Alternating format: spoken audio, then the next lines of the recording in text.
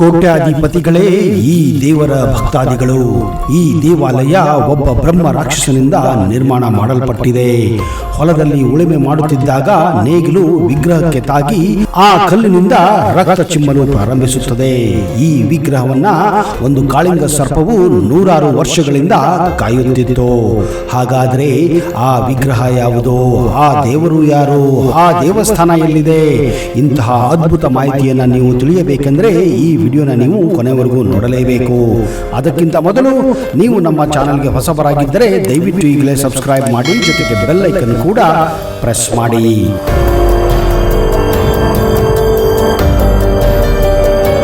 ನಮಸ್ಕಾರ ಸ್ನೇಹಿತರೆ, ನಿಮಗೆಲ್ಲ ಆತ್ಮೀಯ ಹಾಗೂ ಅದ್ದೂರಿ ಸ್ವಾಗತ. ಹಿಂದೆ ಉಡುಪಿಯ ಹತ್ತಿರ ಒಂದು ಚಿಕ್ಕ ಗ್ರಾಮದಲ್ಲಿ ಪೆರಣ ಎಂಬ ಹೆಸರಿನ ದಲಿತ ರೈತನೊಬ್ಬನು ವಾಸವಾಗಿದ್ದ. ಅದೊಂದು ದಿನ ತನ್ನ ಜಮೀನಿನಲ್ಲಿ ನೇಗಿಲಿನಿಂದ ಉಳುಮೆ ಮಾಡುತ್ತಿದ್ದಾಗ ಆತನ ನೇಗಿಲಿಗೆ ಇದ್ದಕ್ಕಿದ್ದಂತೆ ಏನೋ ತಾಗಿದಂತೆ ಆಗುತ್ತದೆ. ಯಾವುದೋ ಕಲ್ಲು ಸಿಕ್ಕಿರಬೇಕೆಂದು ಆತ ಬಗ್ಗೆ ನೋಡಿದಾಗ ಅಲ್ಲಿನ ದೃಶ್ಯ ಆತನಿಗೆ ರೋಮಾಂಚನಗೊಳಿಸುತ್ತದೆ. ಆತನ ನೇಗಿಲಿಗೆ ಗಣಪತಿಯ ವಿಗ್ರಹ ಸಿಕ್ಕಿಕೊಂಡಿರುತ್ತದೆ. ಅಚ್ಚರಿಯ ವಿಷಯವೇನೆಂದರೆ ಆತನ ನೇಗಿಲು ವಿಗ್ರಹದ ತಲೆ ಭಾಗಕ್ಕೆ ತಾಕಿದ್ದರಿಂದ ಆ ಕಲ್ಲಿನ ವಿಗ್ರಹದಿಂದ ರಕ್ತ ಚಿಮ್ಮುವುದನ್ನ ಕಂಡು ಭಯಭೀತನಾಗಿ ತನ್ನ ಅಂದಿನ ಕೆಲಸವನ್ನ ಅಲ್ಲಿಗೆ ನಿಲ್ಲಿಸಿ ಮನೆಗೆ ದೌಡಾಯಿಸುತ್ತಾನೆ.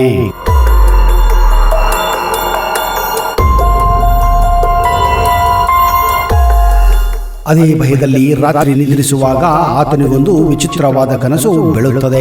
ಆತನ ಕನಸಿನಲ್ಲಿ ಕೂಡಲೇ 2 ಕೊಪ್ಪರಿಗೆಗಳನ್ನ ತೆಗೆದುಕೊಂಡು ಹೋಗಿ ಒಂದನ್ನ ಆತನ ಹೊರದಲ್ಲಿ ಕಾಣಿಸಿಕೊಂಡ ಗಣಪತಿಯ ವಿಗ್ರಹದ ಮೇಲೆಯೂ ಹಾಗೂ ಮತ್ತೊಂದು ಶಿವಾಲಯದಲ್ಲಿ ಬೋರಲು ಹಾಕಿ ನಂತರ ಮಾರನೇ ದಿನ ಬೆಳಗ್ಗೆ ಅದೇ ಪ್ರದೇಶಕ್ಕೆ ಹೋಗಿ ಬರುವಂತೆ ದೈವಾಜ್ಞೆಯಾಗುತ್ತದೆ.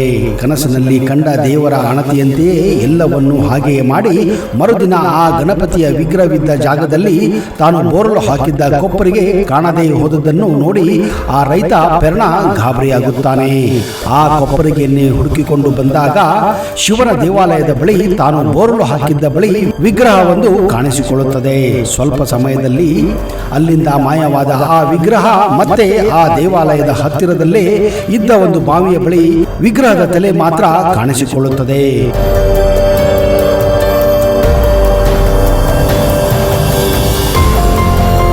ಇದನ್ನು ನೋಡಿ ಕೂಡಲೇ ತನ್ನ ಊರಿನ ಎಲ್ಲರಿಗೂ ಅದುವರೆಗೆ ತನಗಾದ ಅನುಭವವನ್ನ ಹಂಚಿಕೊಳ್ಳುತ್ತಾನೆ. ಈ ವಿಗ್ರಹವನ್ನು ಒಂದು ಸರ್ಪವು ಕೆಲವು ದಿನಗಳಿಂದ ಕಾಪಾಡಿಕೊಂಡು ಬರುವ ವಿಷಯ ಆ ರೈತನಿಗೆ ಆಮೇಲೆ ಗೊತ್ತಾಗುತ್ತದೆ. ಕಾರಣ ಕೆಲವು ದಿನಗಳಿಂದ ಒಂದು ಕಾಳಿಂಗ ಸರ್ಪವು ಆ ಹೊಲದಲ್ಲಿಯೇ ಸುತ್ತಾಡುವುದನ್ನ ಕಣ್ಣಾರೆ ಅವನು ಕಂಡಿದ್ದನು. ಒಂದು ವೇಳೆ ಇದನ್ನ ಹೀಗೆ ಬಿಟ್ಟರೆ ನಾಳೆ ಯಾರಿಗಾದರೂ ಕಚ್ಚಬಹುದೆಂದು ಆ ಸರ್ಪವನ್ನು ಸಾಯಿಸಬೇಕೆಂದು ಆ ಯೋಚನೆಯನ್ನು ಕೂಡ ಮಾಡಿದ್ದ. ಆದರೆ ಅಷ್ಟರಲ್ಲಿ ಈ ಘಟನೆ ನಡೆದು ಹೋಗುತ್ತದೆ.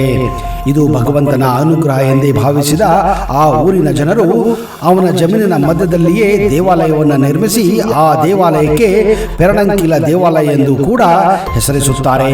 ಹೀಗಾಗಿ ಇಂದಿಗೂ ಸಹ ಆ ದೇವಾಲಯ ಊರಿನ ಹೊರ ಮಧ್ಯದಲ್ಲಿಯೇ ಕೇವಲ ಮಹಾಗಣಪತಿಯ ಸುಂದರವಾದ ಶಿರವಷ್ಟೇ ಭಕ್ತಾದಿಗಳಿಗೆ ಕಾಣಿಸುತ್ತದೆ.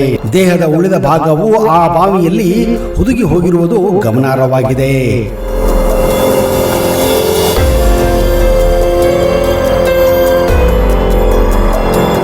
ಅಂಕಿಲವೆಂದರೆ ನೇಗಿಲು.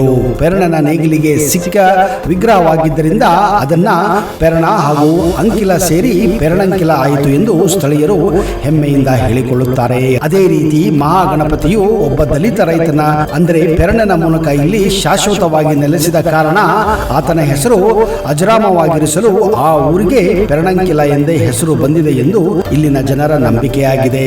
ಈ ಗ್ರಾಮದಲ್ಲಿ 2 ಪ್ರಸಿದ್ಧ ದೇವಾಲಯಗಳು ಅಕ್ಕಪಕ್ಕದಲ್ಲಿ ಇದ್ದು ಅವುಗಳಲ್ಲಿ ಕರಾಸುರ ಎಂಬ ಬ್ರಹ್ಮ ರಾಕ್ಷಸನಿಂದ ಅದು ನಿರ್ಮಾಣ ಮಾಡಲ್ಪಟ್ಟಿದೆ ಎಂದು ಐತಿಹ್ಯ ಕೂಡ ಇದೆ. ಈ ಗ್ರಾಮದ ಶ್ರೀ ಮಹಾಲಿಂಗೇಶ್ವರ ದೇವಸ್ಥಾನಕ್ಕೆ ಸುಮಾರು 2000 ವರ್ಷಗಳ ಇತಿಹಾಸವಿದ್ದರೆ ಈ ಗ್ರಾಮದ ಬಹು ಆಕರ್ಷಣೆಯ ಕೇಂದ್ರವಾದಂತಹ ಗಣಪತಿಯ ದೇವಾಲಯಕ್ಕೆ ಸುಮಾರು 1600 ವರ್ಷಗಳ ಇತಿಹಾಸವಿದೆ. ಇಲ್ಲಿರುವ ಗಣೇಶನ ವಿಗ್ರಹವನ್ನು ಉದ್ಭವ ಮೂರ್ತಿ ಎಂದೇ ಹೇಳಲಾಗುತ್ತಿದೆ. ಈ ಗಣೇಶನ ದೇವಾಲಯದಲ್ಲಿ ಇಲ್ಲಿ ನಿರ್ಮಾಣ ಆಗುವ ಹಿಂದೆ ಈ ಎಲ್ಲ ಘಟನೆಗಳು ನಡೆದಿತ್ತು ಎಂದು ನಂಬಲಾಗಿದೆ.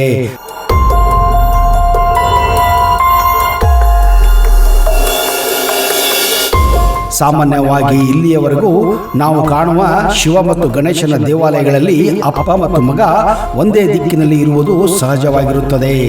ಇಲ್ಲಿರುವ ಬಲಮುರಿ ಮಹಾಗಣಪತಿ ಮತ್ತು ತಂದೆ ಶಿವನ ವಿರುದ್ಧ ದಿಕ್ಕಿನಲ್ಲಿ ಇರುವುದು ಇಲ್ಲಿನ ವಿಶೇಷವಾಗಿದೆ. ಶಿವನ ವಿಗ್ರಹ ಪೂರ್ವಮುಖವಾಗಿದ್ದರೆ ಗಣೇಶನ ವಿಗ್ರಹ ಪಶ್ಚಿಮ ಮುಖವಾಗಿದೆ. ಪ್ರಸ್ತುತವಾಗಿ ಈ ಪೆರಣಂಕಿಲ ಮಹಾಗಣಪತಿ ದೇವಾಲಯವು ಉಡುಪಿ ಪರ್ಯಾಯ ಶ್ರೀ ಪೇಜಾವರ ಅಧೋಕ್ಷತ ಮಠದ ಆಡಳಿತದಲ್ಲಿ ಒಳಪಟ್ಟಿದೆ. ಶ್ರೀ ವಿಶ್ವೇಶ್ವರ ತೀರ್ಥ ಶ್ರೀಪಾದ ದಿವ್ಯ ಮಾರ್ಗದರ್ಶನದಲ್ಲಿ ಇದು ನಿರ್ವಹಿಸಲ್ಪಡುತ್ತದೆ. ಪ್ರತಿದಿನವೂ ಅತ್ಯಂತ ಶ್ರದ್ಧಾ ಭಕ್ತಿಯಿಂದ ಪೂಜೆ ಪುನಸ್ಕಾರಗಳು ನಡೆದು ಆ ಮಹಾಗಣಪತಿಯ ಅನುಗ್ರಹಕ್ಕೆ ಪಾತ್ರರಾಗಲು ನೂರಾರು ಭಕ್ತರು ಇಲ್ಲಿಗೆ ಬರುತ್ತಾರೆ. ಇಲ್ಲಿ ಬೇಡಿಕೊಂಡು ಹೋದಂತಹ ಭಕ್ತರು ದಿನದಿಂದ ದಿನಕ್ಕೆ ಶ್ರೀಮಂತರಾಗುತ್ತಿರುವುದು ಇನ್ನೊಂದು ಗಮನಾರ್ಹ ವಿಷಯವಾಗಿದೆ. ಆದ್ದರಿಂದ ಈ ದೇವಸ್ಥಾನಕ್ಕೆ ಹೆಚ್ಚಾಗಿ ಕೋಟ್ಯಾಧಿಪತಿಗಳೇ ಭೇಟಿ ಕೊಡುತ್ತಾರೆ ಎನ್ನುವ ಒಂದು ವಾಡಿಕೆ ಇದೆ.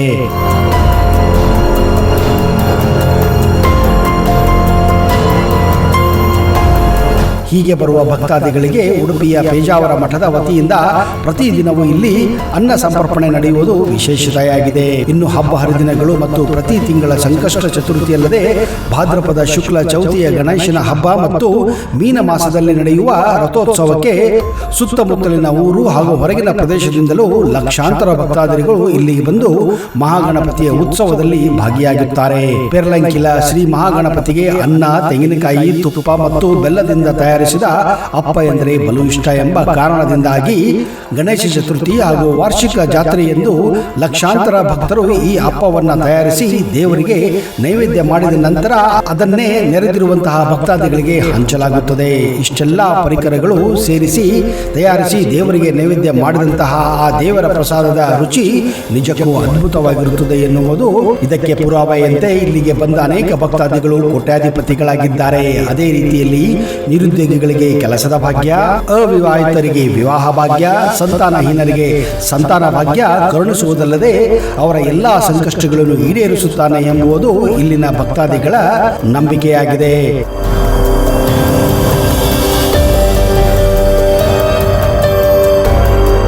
ಸ್ನೇಹಿತರೆ, ನೀವು ನಿಮ್ಮ ಸ್ವಂತ ವಾಹನ ಮೂಲಕ ಪೆರಣಂಕಿಲಕ್ಕೆ ಬಹಳ ಸುಲಭವಾಗಿ ಹೋಗಿ ಬರಬಹುದಲ್ಲದೆ ಉಡುಪಿಯಿಂದಲೂ ಪ್ರತಿ ಅರ್ಧ ಗಂಟೆಗೊಮ್ಮೆ ಸಾಕಷ್ಟು ಖಾಸಗಿ ಹಾಗೂ ಸರ್ಕಾರಿ ಬಸ್ಸುಗಳ ಸೌಲಭ್ಯ ಕೂಡ ಇದೆ. ಈ ಬಸ್ಸುಗಳ ಸೌಲಭ್ಯ ಬೆಳಗ್ಗೆ 8ರಿಂದ ರಾತ್ರಿ 8ರವರೆಗೂ ಇರುತ್ತದೆ.